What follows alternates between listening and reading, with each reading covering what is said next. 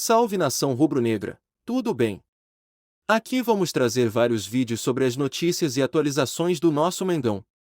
Se puder já deixa o like e se inscreve no canal para nos ajudar a continuar trazendo conteúdos para vocês. Dito isso, vamos ficar com um corte da ESPN Brasil, créditos da ESPN Brasil na descrição. A gente fala sobre Flamengo, teve treino aberto e o Davi Luiz falou.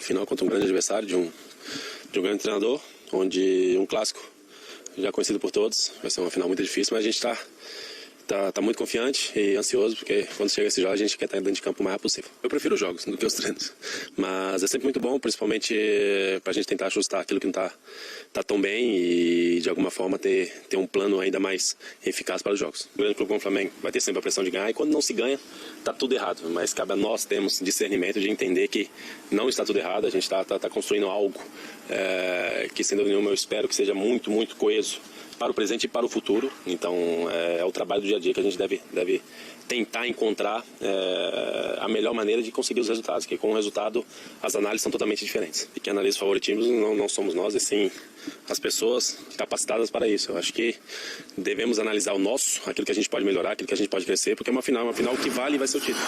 Bom, a gente conversa um pouquinho mais sobre as palavras do Davi Luiz, mas olha só, as zagas testadas pelo Vitor Pereira com o time principal. Então, o Fabrício Bruno com o Davi Luiz 6 jogos e 6 gols sofridos. Léo Pereira e Davi Luiz aí 4 jogos, 7 gols sofridos. Fabrício Bruno e Pablo apenas 1 jogo, sem gol sofrido. E aí Rodrigo Caio, Fabrício Bruno e Pablo nessa questão de 3 zagueiros, 1 jogo com 2 gols sofridos.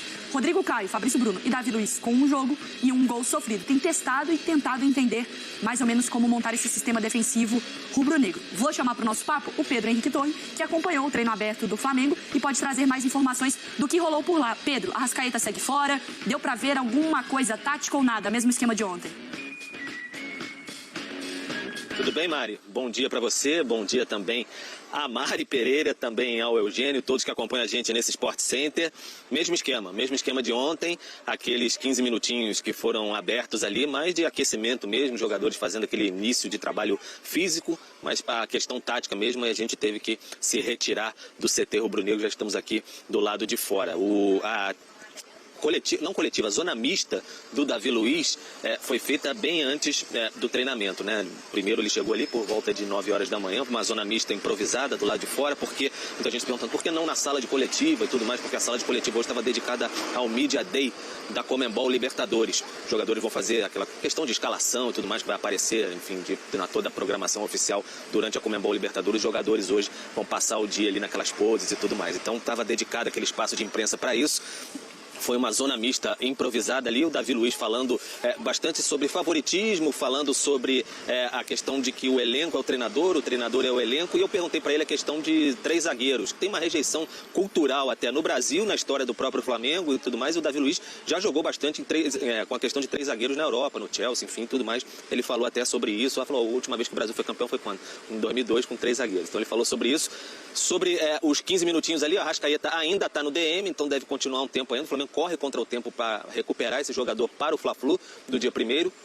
E o Gabigol ainda também fazendo um trabalho de reequilíbrio muscular. O Flamengo insiste que não é um jogador que está no departamento médico, ele está fazendo um trabalho de reequilíbrio muscular, porque é quem tem a maior minutagem do elenco. Então o Flamengo está fazendo um trabalho preventivo com ele, tem um bom tempo aí para trabalhar, então está segurando o Gabigol de atividades no gramado. 14 jogos já que ele fez nessa temporada e pouco mais, pelo que eu observei ali na minha contagem, um pouco mais de 1.300 minutos. Então o Flamengo está segurando o Gabigol fazendo esse trabalho de reequilíbrio muscular, Mário.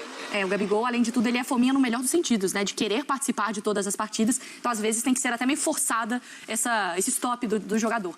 Mas eu queria falar muito sobre esse setor defensivo, até porque o Davi Luiz falou hoje na zona mista, como o Pedro trouxe, e a gente ouviu agora há pouco, e a nossa tela fala sobre esquemas ali de as duplas ou trios feitos.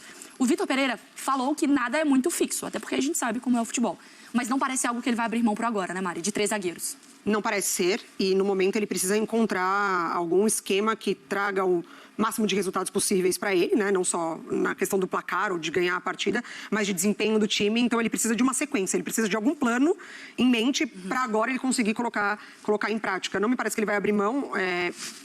Eu consigo perceber que o Flamengo ele tem se adaptado até que bem a esse sistema, mas ainda assim, em diversas partes do jogo, falta um certo encaixe, principalmente quando o adversário tem a bola, que foi o caso do Vasco no segundo tempo, principalmente no começo do segundo tempo, de muita intensidade. O Flamengo demorou para conseguir se organizar e muitas vezes também a dificuldade dos pontas laterais voltarem rápido para compor essa linha de 5, para conseguir se defender bem. Então eu acho que ele tem encontrado alguma solução de esquema que ele vai insistir mais, mas ele volta a falar que vai se adaptar ao adversário, né? Que ele precisa de uma resposta imediata e aí para ter uma tranquilidade maior. Ele está buscando padrões para depois, dentro desse padrão, ele poder mexer em algo. Mas o sistema defensivo, Eugênio, porque assim, a gente sempre fala, Arrascaeta, poxa, tem lesionado bastante, mas o Everton Ribeiro não é mais o mesmo, a idade do próprio Gabigol, o Bruno Henrique, enfim, quando voltar ele já está mais velho. A gente vem questionando muito a questão de idade, de entrega e da parte física do setor ofensivo. Do setor defensivo também tem algum tipo de preocupação? Tem, porque se a gente olhar jogadores que são importantes nesse sistema, e a gente acabou de ouvir um deles, são jogadores já com uma idade mais avançada. Né? O Davi Luiz, o Rodrigo Caio é outro que está sempre com problemas físicos, médicos, né? É fundamental, ele em forma, é o melhor zagueiro do Flamengo, o Rodrigo Caio, para mim. Mas a gente sempre fica achando que ele não vai ter muita longevidade, porque daqui a pouco vai voltar a ter um problema. Espero que não. Mas o Davi Luiz já não tem a vitalidade que teve em outras épocas, então a gente olha para o Flamengo e entende que ali na defesa, por exemplo, está fora há quanto tempo o Felipe Luiz? Desde a final da Libertadores do ano passado. Isso foi no final de outubro de 2022. Então é uma peça que, teoricamente, você, dentro do elenco, é uma peça importante. Você deveria contar com o Felipe Luiz, porque ele te dá uma possibilidade enorme de ser um terceiro zagueiro, se transformar em volante, se transformar em ala. Demais. Ele é um jogador que tem essa leitura, mas já está fora do time desde o final do ano passado. Ou desde o meio do segundo semestre, não, no final do segundo semestre do ano passado. Então há esse problema também. Há um problema maior no Flamengo, que acho que envolve vários jogadores que já foram participantes assim, de títulos importantes do Flamengo, que é a questão de serem intocáveis dentro da equipe. Então você não pode mexer nesse jogador. E quando você tem vários jogadores nessa condição, que são intocáveis, o que acontece? Você não tem a liberdade para fazer a equipe ser mais competitiva. O Davi Luiz é intocável? O Davi Luiz não é intocável. Mas você acabou de falar ali na frente, do Gabigol, do Arrascaeta. O Pedro já ganhou um pouco disso também. Né? Então são jogadores... O Gerson, que voltou agora, mas também tem muita moral com a torcida. São jogadores donos do pedaço. É difícil você mexer com eles pela história que eles carregam. E isso limita muito a ação do treinador. A gente discutiu muito isso aqui esse ano, né? Em alguns momentos era importante ter tirado o próprio Arrascaeta do time, não tirar completamente, mas de repente lançar num segundo tempo, com ele melhor preparado no aspecto físico, para dar mais combatividade. O Flamengo perde muito no meio de campo, né? Um meio de campo com pouca gente, em geral. Então é um trabalho difícil de você ajustar o coletivo, porque a defesa de um time não é dos 3 zagueiros. A defesa é dos 11 jogadores. Todo mundo no futebol hoje em dia precisa participar da marcação. Por exemplo, o Arrascaeta é muito importante, teve um bom primeiro tempo de novo contra o Vasco. Mas no jogo do último domingo, Gabigol e Pedro tiveram que se sacrificar um pouco a mais. Não que eles se sacrifiquem muito, mas eles tiveram que voltar um pouco mais, justamente para deixar o Arrascaeta mais livre da marcação. O Flamengo sem a bola, o Arrascaeta era o homem mais avançado. O Gabigol voltava mais pela direita e o Pedro voltava pela esquerda. Tanto que o primeiro gol do Flamengo é o Pedro chutando da esquerda de fora da área. Porque o Flamengo recuperou a bola ali e ele estava ali ajudando naquela marcação. Quem estava centralizado era o Arrascaeta. Então você acaba tendo que fazer compensações. Para ter a qualidade do Arrascaeta, eu abro mão do aspecto físico. E outro jogador vai ter que se doar. Só que você tira o Pedro da área. Nesse caso ele fez o gol, mas ele não vai estar lá para receber um cruzamento, por exemplo. E a parte física também, dependendo da condição do que o jogo te exige, você mata o jogador muito rápido. Mas, Pedro, eu queria também te perguntar sobre... Eu sei que não é individualizar, porque o coletivo precisa trabalhar nesse sistema. Mas tem um queridinho, um zagueiro queridinho da torcida do Flamengo. E eu queria saber sobre o Léo Pereira, porque ele viveu momentos não de protagonismo, mas de mais relevância, depois vai pro banco, depois entra, depois foi mais importante com o técnico, menos com o outro. Um jogador que vive também nessa montanha-russa, né? Mari, queridinho da torcida no momento, assim, é difícil apontar, assim, porque tem um revezamento tão grande dos zagueiros, assim, e o Flamengo viveu um momento difícil nesse início de ano, mas, assim, o Fabrício Bruno tem sido bem elogiado, assim, pelos torcedores. Eu sempre falo que o termômetro é um misto de redes sociais com o que a gente observa no estádio, né? O Fabrício Bruno tem sido bem elogiado pelas atuações que ele tem, enfim, até a disposição que ele mostra nos jogos e tal. Então, ele tem sido bem elogiado. Uma cara nova, com vigor físico, é mais jovem também, então isso talvez colabore, mostra velocidade nos jogos e parece que tem agradado também ao técnico Vitor Pereira. O Rodrigo Caio também conta muito com carinho, faz parte daquele time de 2019, mas a sequência de lesões sempre sempre atrapalha bastante. Em relação ao Léo Pereira, questão de lesão também. Saiu como titular inquestionável daquele time campeão do ano passado, mas enfrentou lesões nesse ano, especialmente ali no Mundial, na semifinal, ficou um bom tempo fora.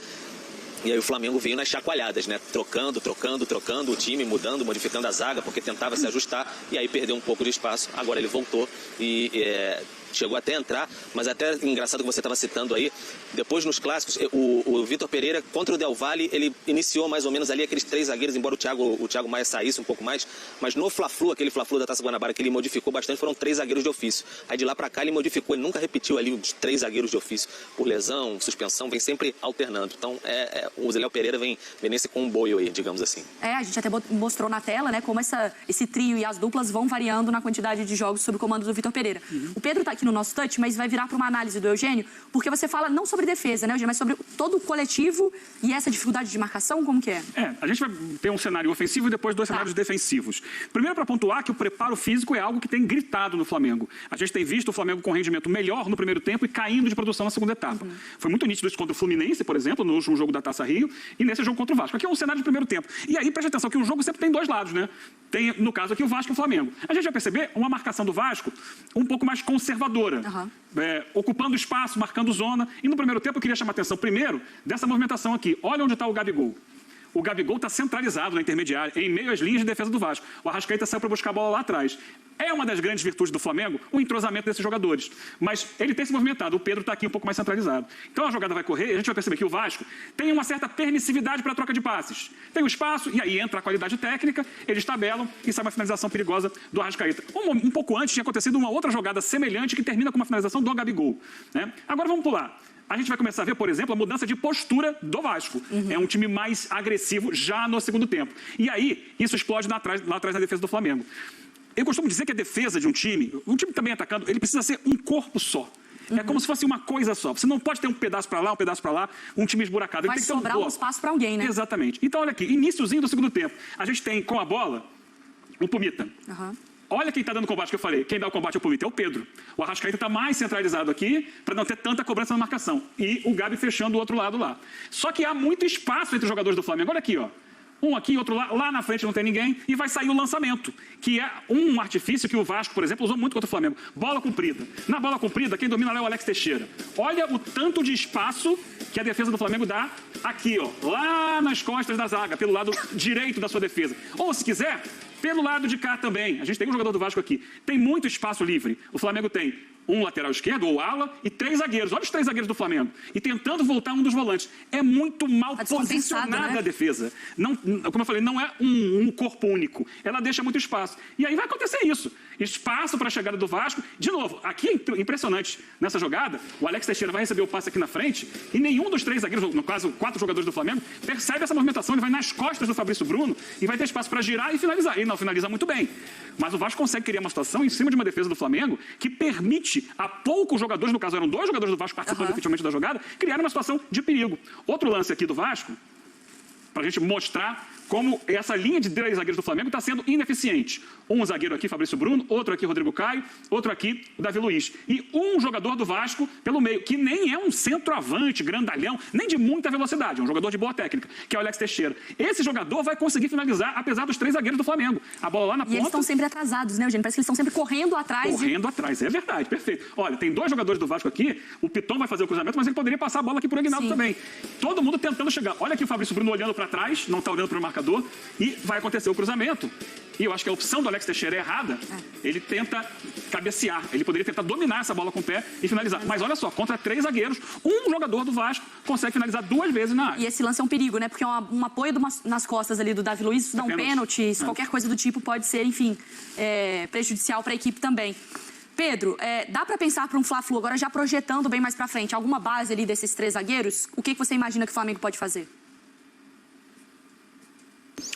Olha, Mari, para a gente imaginar, por enquanto, é difícil a gente imaginar alguma coisa, porque ele está ainda no início projetando alguma equipe, mas assim, ele tem trabalhado bastante, assim, ele tem zagueiros de confiança mesmo, parece, assim, o Fabrício Bruno e o Davi Luiz são 2 deles, parece bem claro isso, e aí fica mais na questão do terceiro ali. O Pablo saiu por lesão, lesão na coxa esquerda, vamos ter como é que ele vai ter de disposição para voltar. E tem o Rodrigo Caio, que tem, enfim, a questão se ele vai fisicamente se apresentar muito bem. Nos últimos jogos aí, ele tem conseguido atuar, então acho que vai ficar mais na questão de Fabrício Bruno, Davi Luiz, e aí esse terceiro elemento ali seria o Pablo ou o Rodrigo Caio. Acho que vai ficar mais nessa questão mesmo. Não me parece agora que ele vai voltar para aquela ideia do Thiago Maia fazendo a função ali, que ele fazia ali como um falso terceiro zagueiro, se a gente pode dizer dessa maneira. E tem muita gente que a gente conversando aqui, até com colegas, enfim, o pessoal do dia a dia, Felipe Luiz, mais daqui a pouco, pode até se apresentar como uma possibilidade ali para fazer essa trinca, como ele já fez em alguns momentos com Paulo Souza e, inclusive,